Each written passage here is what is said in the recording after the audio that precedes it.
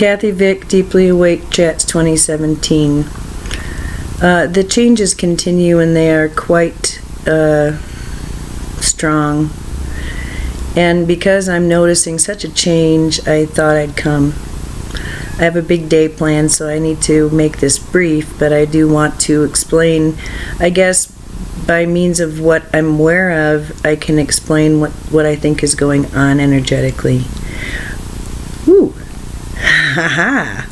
First, I want to say that I have read about timeline splits. I really enjoy this, so I'm just watching the lag. They're usually very well timed. Bing bong. Okay, let's see if I can get a sync up. Does it look like I'm on the other side of the moon talking to you? Well, maybe I am. So here's the deal. What I noticed was that,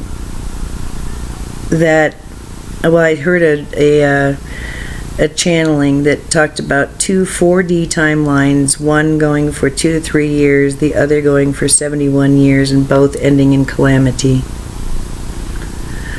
And then there's the 5D, and of course that's not where the D-bags hang out, and so there's not going to be like a war or anything, okay? I don't know. It makes me worry, though. It makes me think, well, if I'm paying attention to what's going on politically, then I'm going to wind up imprisoned with all the a-holes who don't like black people, gay people, transgendered people, or liberal people. And I'll have to live out this dystopian nightmare because I'm paying attention. And then, you know, the voices come and say, yeah, whatever. Whatever. No, the point this morning I was told was, no, it's how you look at it. What level of consciousness are you looking at these problems with? And are you seeing them as problems or opportunities? Are you seeing them as grand scale stories and ends of fractal time and not the end of the world, but certainly quite fascinating? Or do you think it's life and death? That's pretty much the question. How triggered are you? How desperate is it? Well, sometimes if you look at it, it can be pretty desperate. It's not for me personally, and it should, I guess, but it's not. So it's how you look at it, how you take it. I know, it's very Buddhist. So I looked at that and oh no, I'm going to wind up, you know, blah, blah.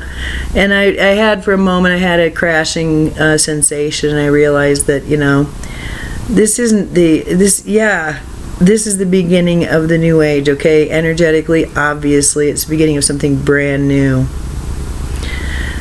Woo! But storyline-wise, people aren't getting the point. They're still like running around wondering if what's happening is happening. Yes, Virginia, it's happening. So that's the scary part, is that people haven't woken up. It's not scary, it's just sad. Because, you know, those who have are not so much seen anymore as the naughty ones or the crazy ones, but probably, you know, maybe the weird ones, who knows. That'll change too.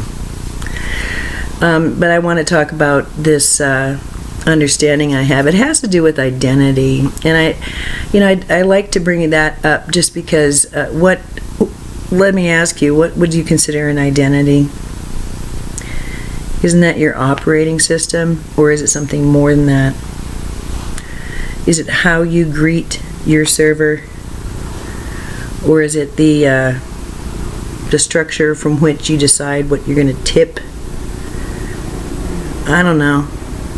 All I know is that it seems to me that, well, I got a couple of visions the last couple of days, and they've kind of come together, so I'm just going to tell you what I see. There's this star child, an infant, who has really, really big, luminous, sort of hypnotic eyes that can see nothing but that which fascinates, enthralls, and illuminates. Who sees everything with innocence and with something so far beyond love, with all wisdom, with an unlanguageable purity, and with utter awareness of something that we adults have shed. And the whole message has been about stops and starts, energetically stops and starts, and flow. That's been the thing. And, you know, this little star being, this innocent, pure one, loves nothing more than love best. Oh my God.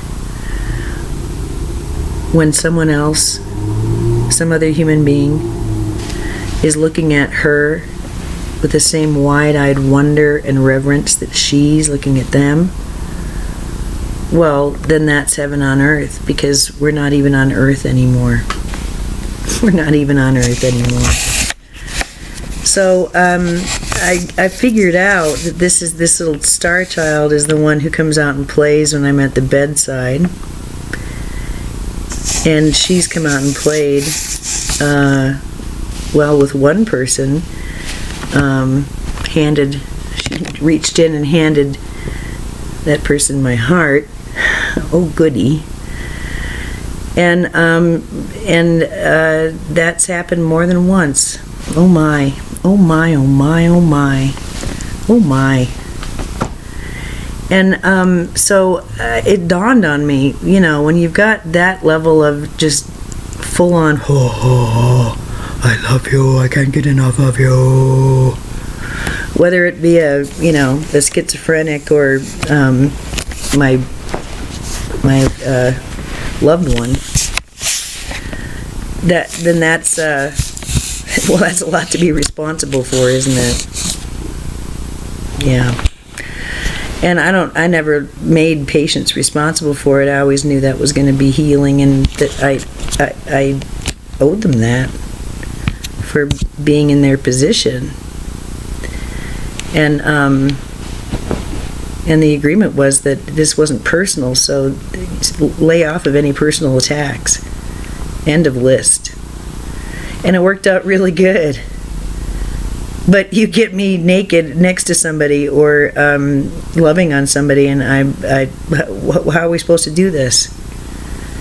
This little star child only really understands this liquid love.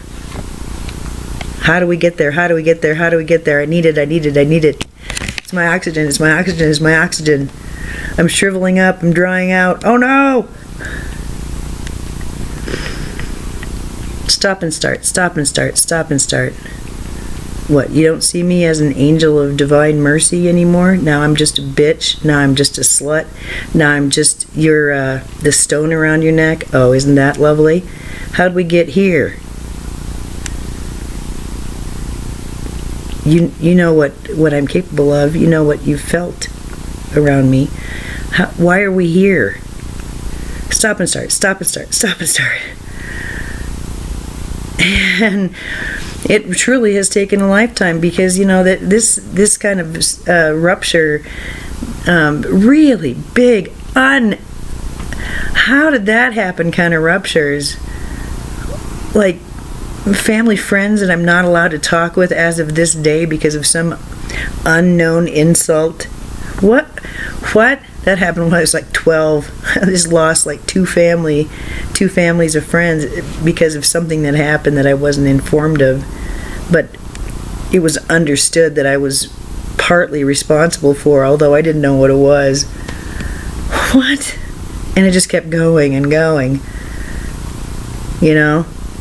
Great love, and then words are said. Oh my God. Talk about fragility. But and I was certainly the fragile one at times. with a zero tolerance policy for disrespect. Honey, if I'm bringing out my baby, my star child, there will be no disrespect. There will be no unkind words, sharp tongues, and all that. I was a big jerk most of the time.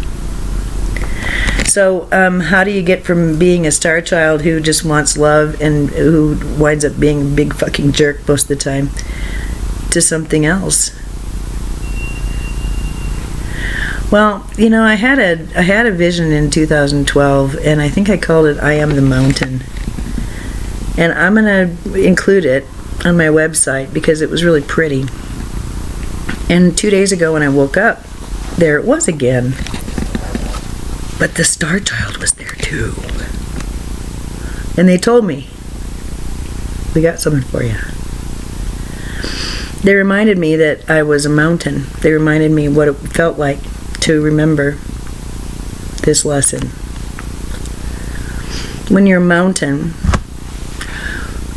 excuse me, then you are a host or hostess to visitors. And on the side, on your skin, they may set up their tents, and the tents may actually be quite opaque. They may not let much sunlight in. And there might be a lot of quarreling. And I've made the mistake of thinking myself the tent and the visitors.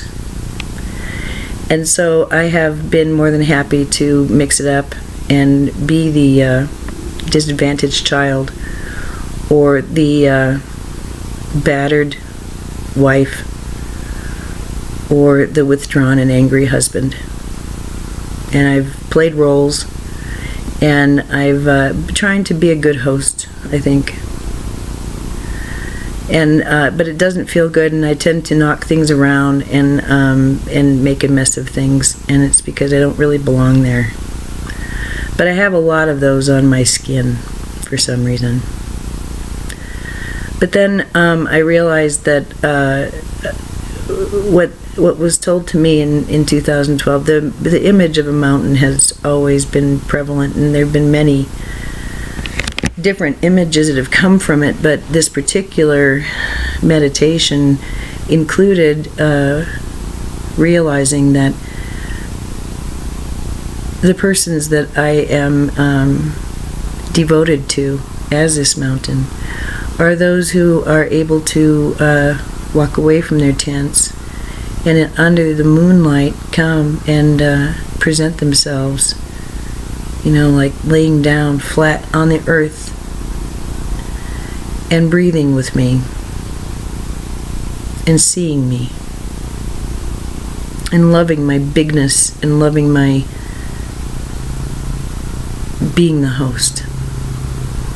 And then I saw out of the woods came this beautiful nymph, and it was a very, very beautiful male laying face down on the earth. And the nymph came up and said, "Hey, how you doing?" And I saw, okay, I can play there too. This has to do with position of consciousness, position of story, and recognition. Problem is that I didn't want to accept. I didn't know how. Identifying so with being a traveler, being a camper, being a passenger in someone else's trip, hitching a ride, and then playing out a role. I'm not that. Not really. I do a really good job, but I stop it. Stop and start, stop and start, stop and start. So I realized, well, wait a minute here. I think the problem has been, or the misunderstanding has been, that I felt it my obligation to look out onto the world with those starry eyes, with that face of a galaxy, with those eyes of innocence. That was my job. And then people did whatever the hell they wanted to in the face of that. They really did. And most of it was pretty shitty. It just was. It was disrespectful and it was shitty. Just as disrespectful and shitty as I've been. And that's saying a lot. I don't have to do that anymore, because that's a very high standard to keep people at. People who don't even know where they're from. They don't know their own worth. They don't know their own strength. They don't know why they're here. They don't know what their emotions are for. And I look upon them and am disappointed when they don't recognize a star child. Well, that has to stop. So I've been practicing it, and it's really a great feeling to have her looking at me. Turn the light towards self. That star child, the big one, the product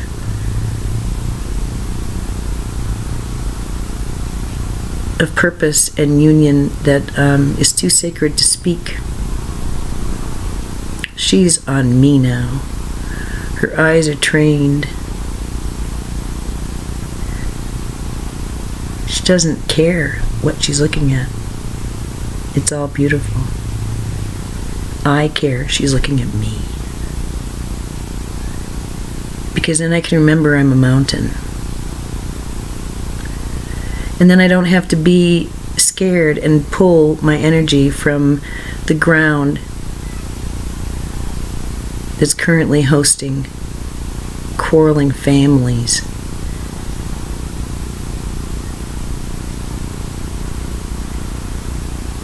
I used to do that. I used to pull my energy away, stop it. And I could see how the skin of the mountain, the ecosystem of the ground of that mountain, where the energy's pulled, that it suffers. And I'm patchy from having pulled my energy from things. Afraid that, no, not understanding. Protecting that little star child. If she's looking right at me, and I'm a mountain, I think I could probably deal with a couple of quarreling, bickering people, huh? Even if some of them are me.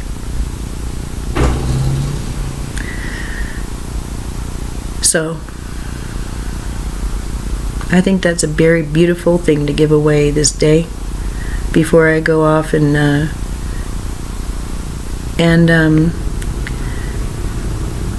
enjoy miracles. Enjoy my physical reality meeting me far more lovingly than I could have imagined. Isn't that what a miracle is?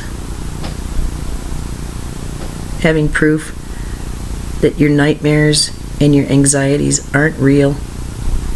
That the things you thought for sure were going to happen that were shitty aren't real. That there's another way. That's a miracle. You can call it a wild card.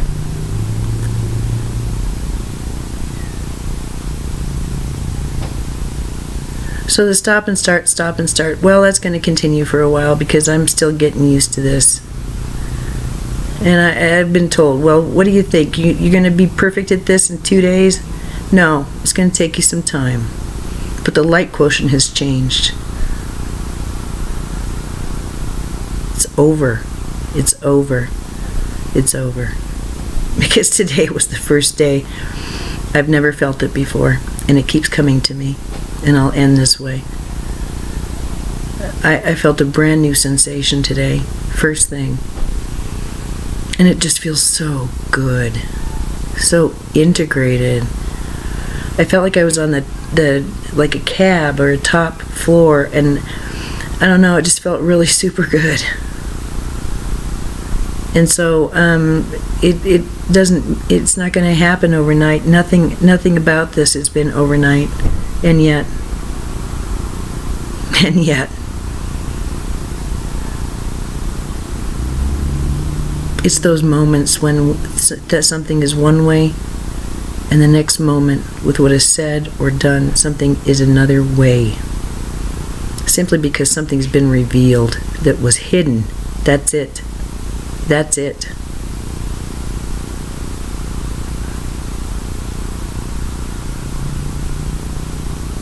How do I function as a complete person in a culture and society that requires that I am incomplete and calls down those who are feeling complete or who are complete as narcissists or self-important or whatever? Well, by not listening to the masses, by seeing that those are misunderstandings, B, and by not defining myself based on outdated psychological frameworks, C, because I'm a mountain. I'm a host. And I am indeed that silvery nymph. I am that quarreling family. I am that shrouded tent. But I'm so much more.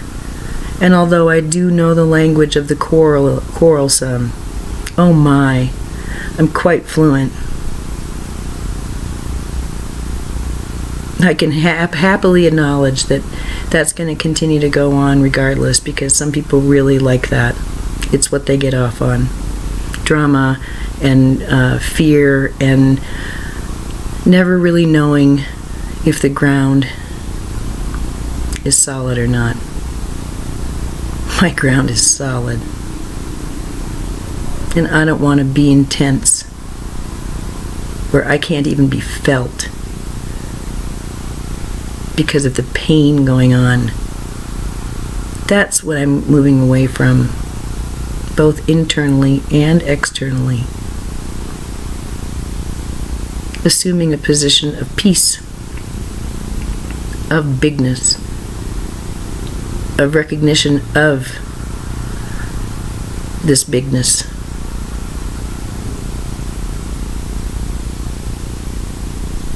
There are a hell of a lot more campers than there are mountains, okay?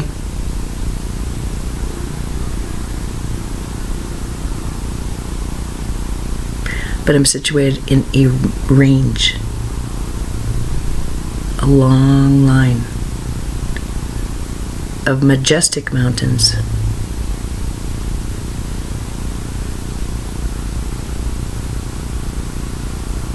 I am connected physically and by my own purpose and my own admissions with others who've assumed their position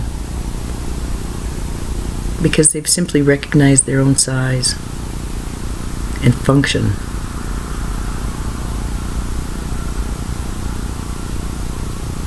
So I'm not going to think of myself as the hapless car camper who's 5 hours late to get to the camping site for 2 minutes of relief. That's not me. I'm the mountain she visits. I'm the peace she draws from.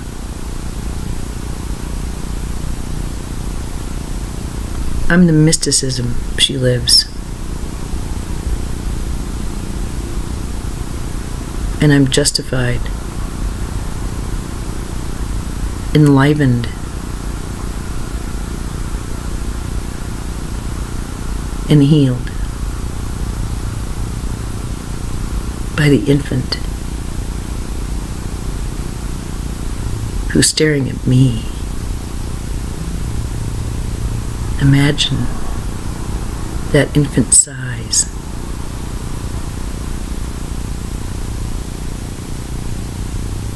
As it matures.